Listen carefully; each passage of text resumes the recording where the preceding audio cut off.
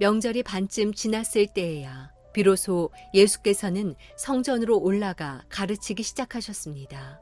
유대 사람들은 놀라서 말했습니다.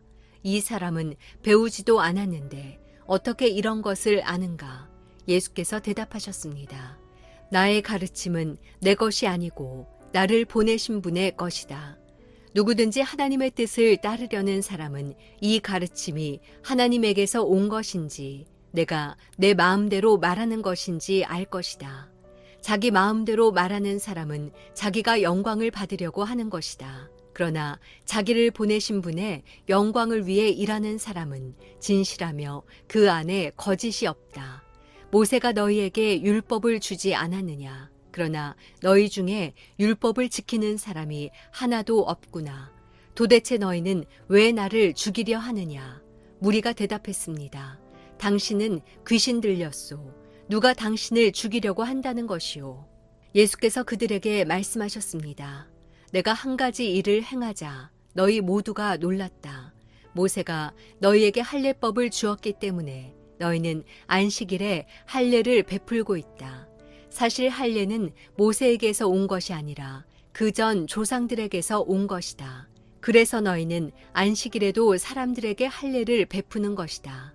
이와 같이 모세의 율법을 어기지 않으려고 사람이 안식일에도 할례를 받는데 내가 안식일에 사람의 온 몸을 성하게 해주었다고 해서 너희가 어찌 내게 화를 내느냐. 겉모양으로만 판단하지 말고 공정하게 판단하라. 하나님의 말씀으로 하나님 나라를 누리는 그런 하루를 소망하여 아침 기도에 함께 하시는 우리 하나가족 여러분들을 주님의 이름으로 축복하고 또 사랑합니다. 우리 일상의 첫날 월요일 이 아침에 하나님께서 우리에게 주시는 말씀을 붙들고 한 주를 시작하고 또 허락하신 오늘 하루를 시작하는 우리 모두가 됩시다. 무엇보다 여러분을 위하여 중보하며 기도합니다. 응원합니다. 자, 오늘 우리에게 주시는 말씀 함께 나누길 원합니다. 오늘 우리가 함께 나눌 말씀은 요한복음 7장 14절에서 24절까지의 말씀입니다. 이미 여러분 이제 마음속에 박히셨을 텐데요. 향수 예배 또한 그렇고 아침 기도에서도 계속해서 요한복음을 나누고 있기 때문에 요한복음이 어떤 책인지는 이제 다 아마 명확하게 아시리라 생각됩니다. 요한복음은 분명하게 제자 요한을 통해서 예수님이 누구신지에 대해서 우리에게 가르쳐주고 있는 책입니다. 자, 오늘도 우리가 그러한 관점에서 이 말씀을 함께 대하면 좋겠습니다.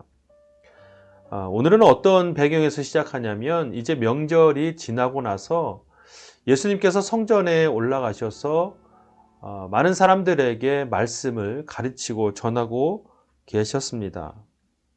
그런데 이런 가르침에 대해서 특별히 유대인들은 반문을 갖기 시작합니다.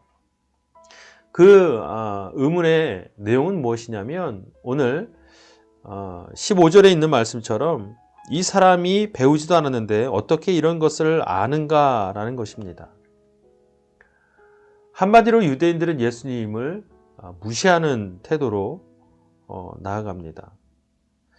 유대인 입장에서는요, 말씀에 대한 권위나 말씀에 대한 지식이 가장 해박하고 가장 많이 보유한 것이 유대인 자신들이라고 생각하고 있었기 때문에 예수님이 이 모든 것을 가르치심으로 전하는 것에 대해서 의아할 수밖에 없는 것입니다. 이에 대한 예수님의 반응은 이와 같습니다. 예수님께서요, 이렇게 말씀하시는데요. 나의 가르침은 내 것이 아니고 나를 보내신 분의 것이다 라고 말씀하십니다. 사실 예수님께서는 유대인이 알고 있던 어떤 율법적인 내용들 그리고 구약에 대한 하나님의 역사나 어떤 그러한 내용들을 아실 필요가 없는 분이시죠. 왜냐하면 예수님은 곧 하나님이시기 때문에 그렇습니다. 곧 예수님께서 전하는 말씀은 곧 하나님께서 말씀하시는 것과 동일합니다. 그러니 예수님의 가르침은 인간의 가르침이 아니라 곧 하나님 대신 예수 그리스도의 가르침이요 곧 하나님의 가르침인 것입니다. 그리고 또한 예수님 말씀하시죠. 누구든지 하나님의 뜻을 따르려는 사람은 이 가르침이 하나님에게서 온 것인지 내가 내 마음대로 말하는 것인지 알 것이다. 우리가 예배를 드릴 때 때때로 참 설교가 힘들다, 어렵다라고 느껴지는 부분이 있을 겁니다. 그러나 여러분, 모든 설교는 다 하나님의 말씀 가운데 전해지는 것입니다. 그래서 저도 설교를 준비할 때 가능한 저의 생각은 배제하고 오직 말씀에 근거한, 말씀을 배경으로 한 하나님의 말씀만 전달하려고 노력합니다. 그럴 때마다 때로는 그 설교를 듣는, 그 말씀을 받는 분들이 간혹은 어려워할 때가 있습니다. 너무 드라이하게 느껴지는 것이죠. 그러나 여러분, 예수님이 하시는 말씀과 우리가 비추어 보면 하나님의 뜻을 따르려는 사람은요, 그 가르침에 대한 형식보다 그 가르침의 내용에 더 집중한다는 사실입니다. 어떠한 내용으로 지금 말씀이 선포되어 있는지에 대해서 마음을 더 두는 것입니다.